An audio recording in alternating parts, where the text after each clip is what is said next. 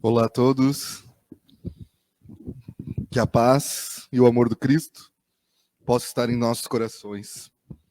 Como a nossa irmã falou, a reflexão de hoje é sobre os pobres de espírito. Essa tradução, talvez ela nos soe um pouco estranho, né? Pobres de espírito. O que seria pobres de espírito? Mas a gente precisa compreender a linguagem da época, que existia a língua falada e a língua escrita, que era o aramaico e o hebreu. Então, para nós, hoje em dia, nos soa um pouquinho estranho.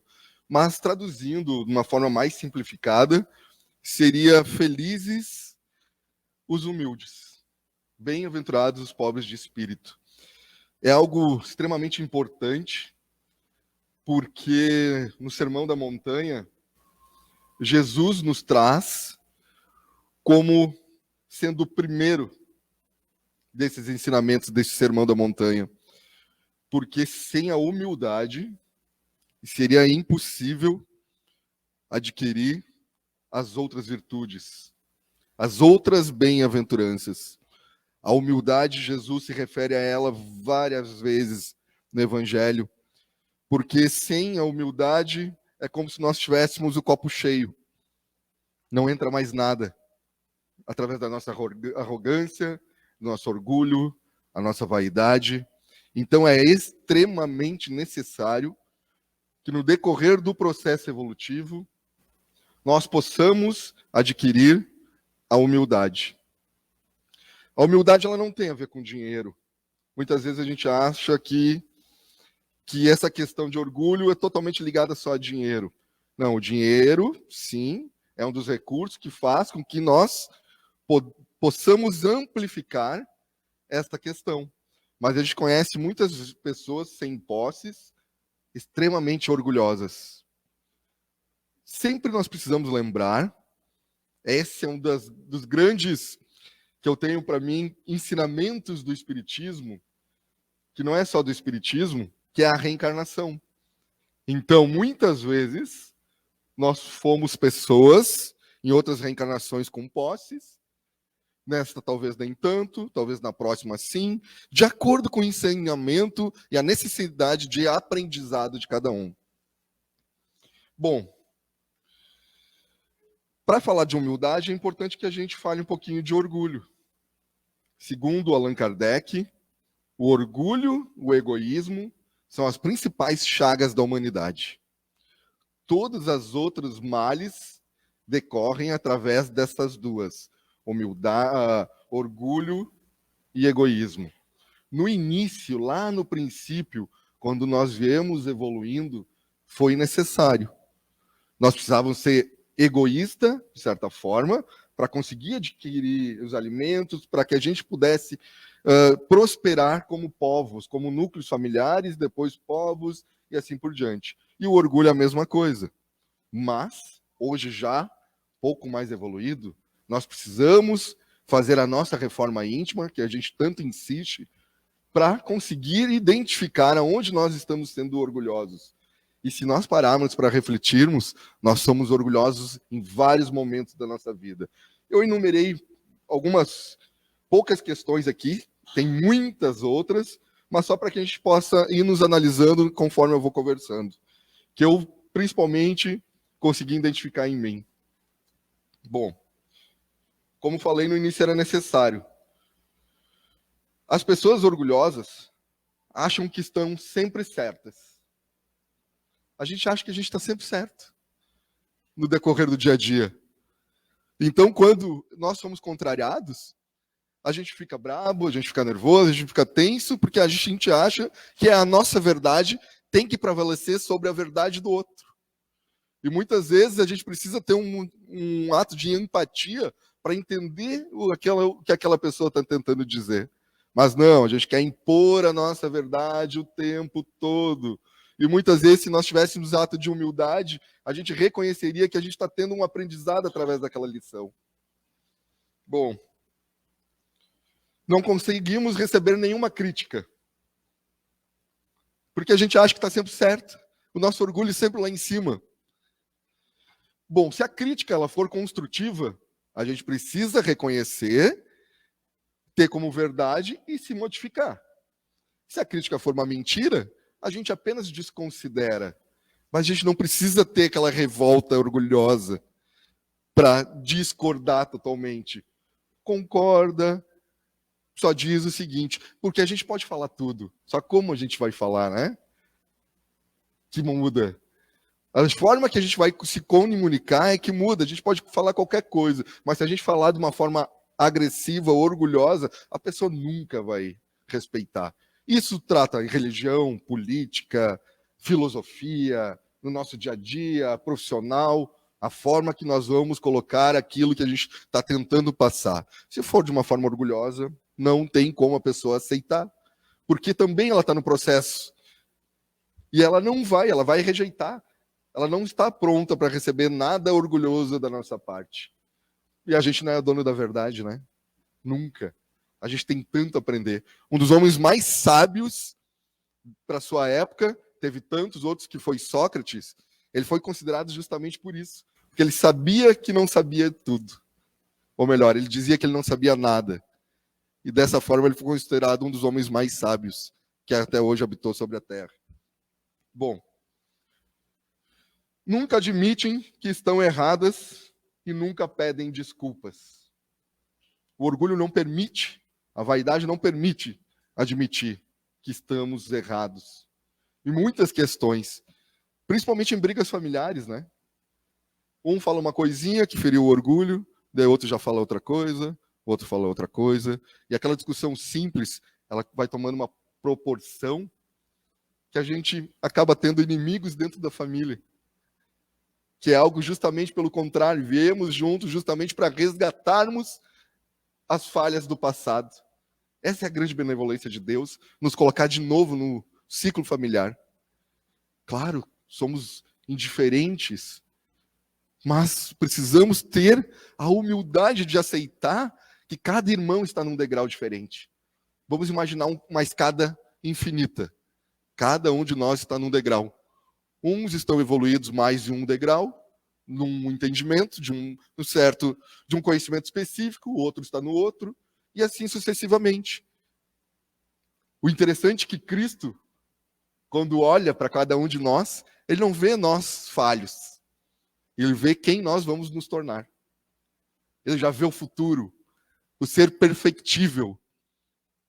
É por isso aquele olhar amoroso, que ele sabe que nós vamos nos tornar. Mas no momento que nós conseguirmos ser mais humildes, é um trabalho, é uma questão de opção. Porque a gente pode identificar e fazer o esforço. Então eu tenho a opção de ser humilde ou orgulhoso. Claro que é um trabalho difícil, muitas vezes não vou conseguir, mas no momento que eu me disponho a querer me modificar, identificar os pontos que eu sou orgulhoso, eu vou me transformando. É gradativo. A natureza ela não dá saltos. Para as coisas verdadeiras leva séculos de formação, milênios de transformação. Nós somos assim. Seres da natureza, criados por Deus, que já recebemos uma condição de co-criadores de Deus, onde já mora virtudes que possamos usar para o crescimento nosso e de nossos irmãos. Bom, seguindo adiante, nunca se propõe a mudar, pois acha sempre superior. Quantas vezes nós já falamos assim, que dizem a síndrome de Gabriela, eu nasci assim, eu cresci assim. Quantas vezes a gente fala assim, não, eu sou assim, e eu não vou mudar. Não, a gente está aqui para mudar. É justamente isso. Se eu sou assim, eu já identifiquei que eu sou assim, e está agredindo outros, que são meus irmãos, eu tenho que fazer o esforço para me modificar. Olha só, quando eu digo que eu sou assim, é porque eu já reconheci uma falha. E reconhecendo, é mais fácil de modificar. Bom, a gente sempre se acha superior, né? Como já tenho falado aqui desde o início.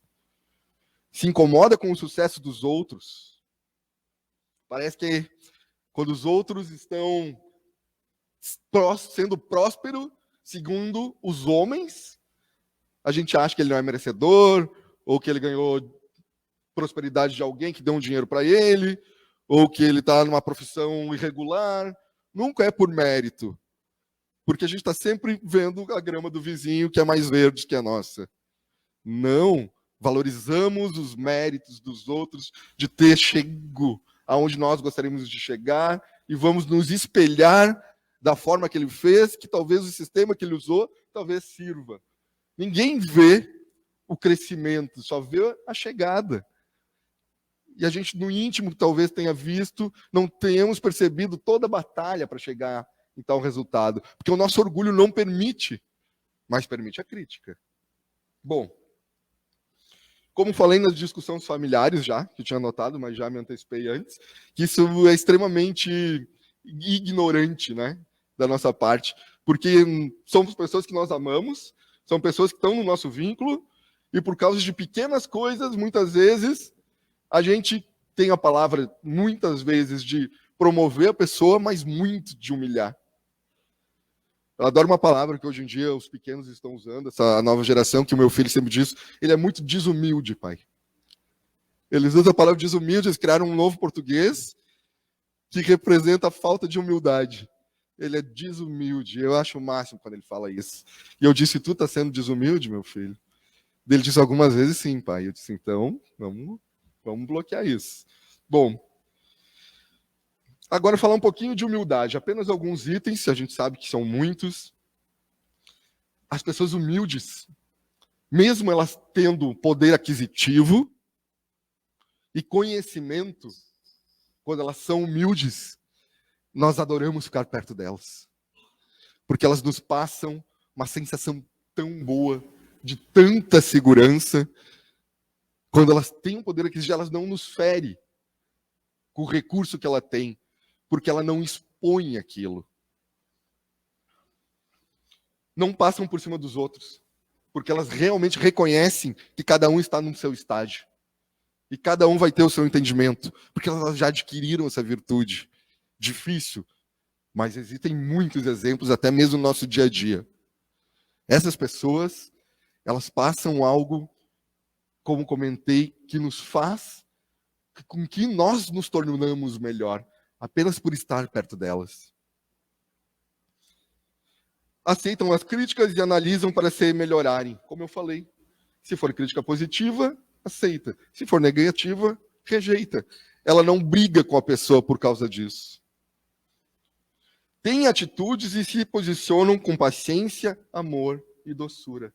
É a forma de falar. É a forma de posicionar.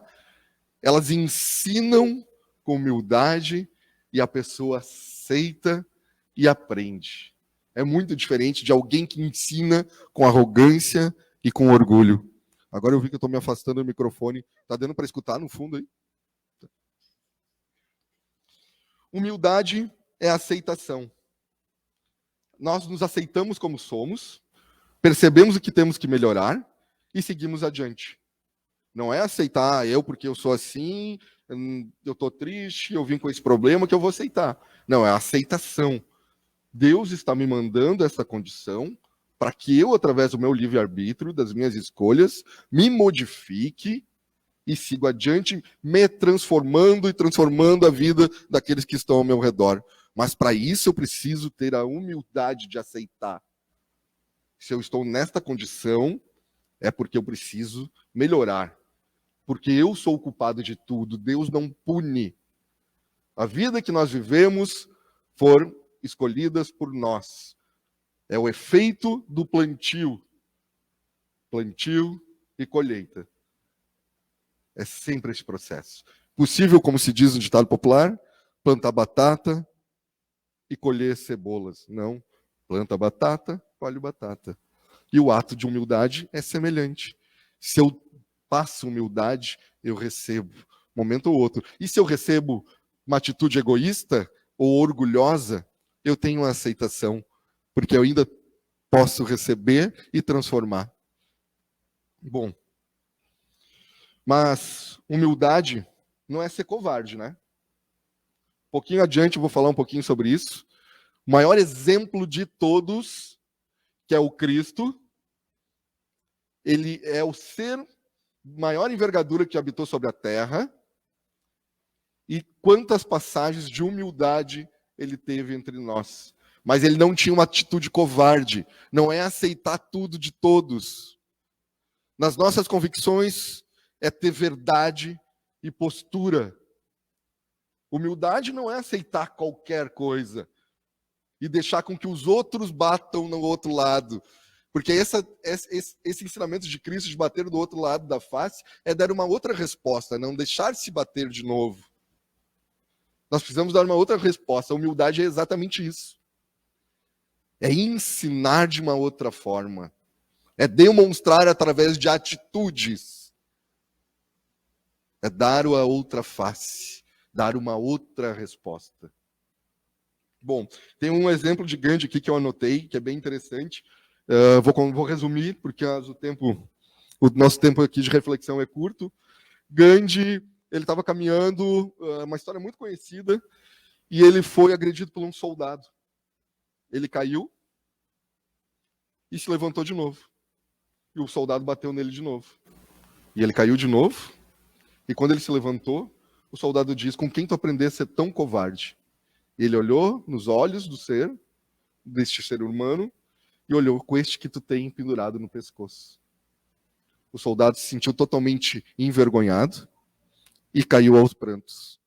Um ato de humildade. Então, numa discussão, numa briga, em várias atitudes da nossa vida, aquele que vence é aquele que controla o seu orgulho e não revida.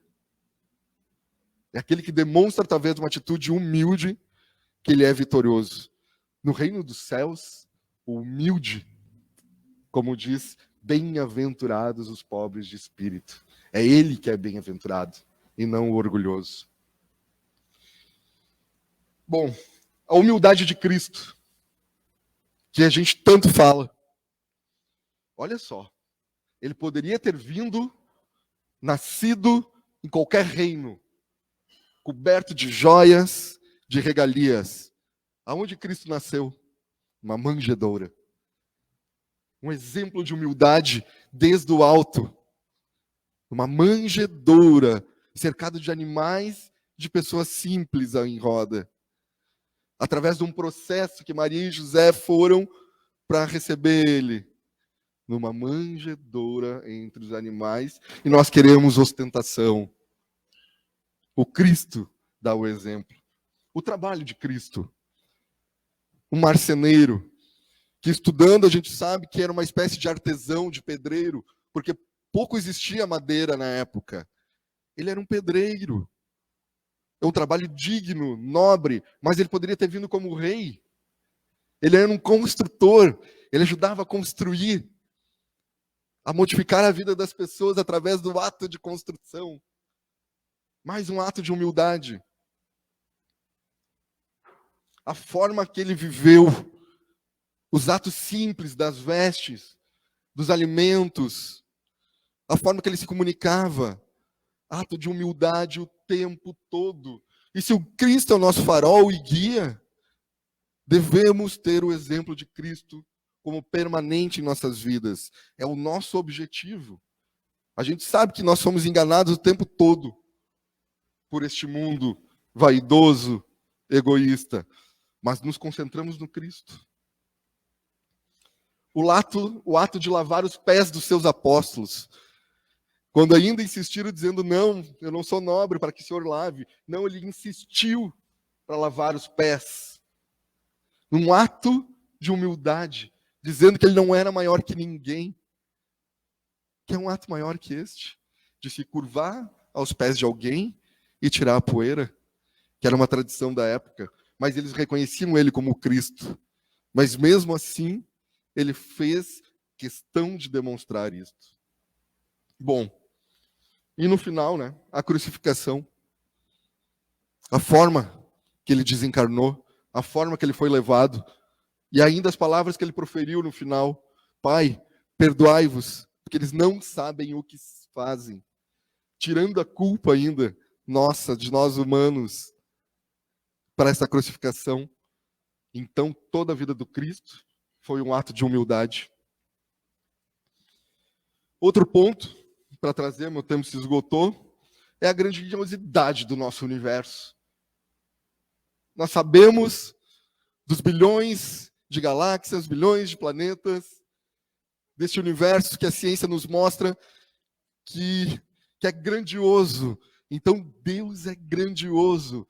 Da mesma forma que nós sabemos que nós somos uma joia rara, criada por Deus, nós somos únicos neste planeta, nós precisamos ter a dimensão deste universo de Deus para que nós não nos tornamos arrogantes e orgulhosos. Porque é vasto o universo de Deus. E nós somos uma centelha. Única, é este o nosso valor, mas numa imensidão de outros sistemas, de outras criaturas. Para finalizar, então, toda a moral de Jesus se resume na caridade e na humildade. Isso é, nas duas virtudes contrárias ao egoísmo e ao orgulho. Só os humildes podem contemplar a Deus. Porque tudo é por Deus, tudo é com Deus e tudo é sobre Deus. Que assim seja.